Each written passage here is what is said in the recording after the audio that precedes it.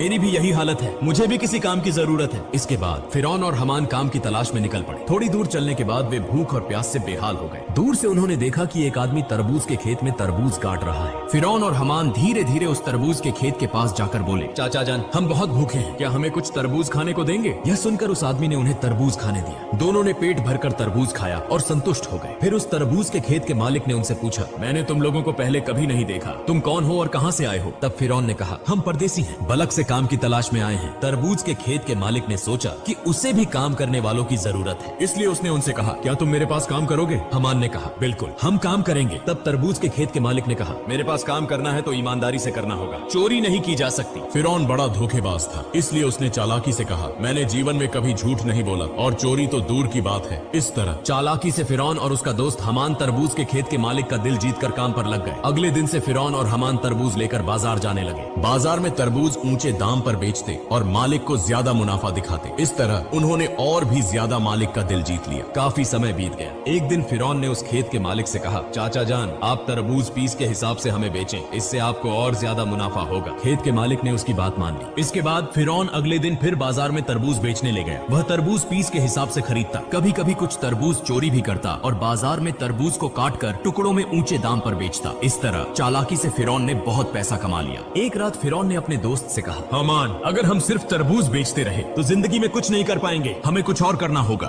उस समय एक अद्भुत घटना घटी। मिस्र के बादशाह ने अपनी सेना के माध्यम से देश में एक घोषणा जारी की। सैनिक विभिन्न स्थानों पर जाकर कहने लगे, यह सूचित किया जाता है कि मिस्र के कब्रिस्तान में एक चौकीदार की आवश्यकता है। यदि कोई व्यक्ति इस नौकरी को करना चाहता है तो वह तुरंत मिस्र के बादशाह के दरबार में संपर्क करे। यह कहकर सैनिक वहाँ से चले गए। इस बात को प्रत्यक्ष और परोक्ष रूप से सुनने के बाद फिरौन ने अपने दोस्त हमान से कहा, हमान, चलो हम राज दरबार में चलते हैं। हमान ने कहा, मुझे लगता है कि यह संभव नहीं होगा। तब फिरौन ने कहा, इस काम को हाथ से जाने नहीं देना चाहिए, चलो एक बार कोशिश करते हैं। इसके बाद फिरौन और हमान बिना देरी किए मिस्र के राज दरबार में पहुंचे। मिस्र के बादशाह ने उनसे पूछा, तुम लोग कौन हो और क्या चाहते हो? तब फिरौन ने हाथ जोड़कर निवेदन किया, मैं एक मुसाफिर हूँ, परदेश से आया हूँ, मैं बहुत ही जरूरतमंद हूँ। मैंने सुना है कि आप कब्रिस्तान के चौकीदार की नियुक्ति करेंगे, कृपया मुझे यह नौकरी दे दे, मैं जीवन भर आपका आभारी रहूंगा। मिस्र के बादशाह ने फिरौन को देखकर मन ही मन सोचा, उसका शरीर मजबूत है और चेहरा भी अच्छा है, लगता है वह इस काम को कर पाएगा। यह सोचकर बादशाह ने फिरौन को कब्रिस्तान के चौकीदार की नौकरी पर नियुक्त कर दिया। अगले दिन से फिरौन मिस्र के कब्रिस्तान में चौकीदारी का काम करने लगा।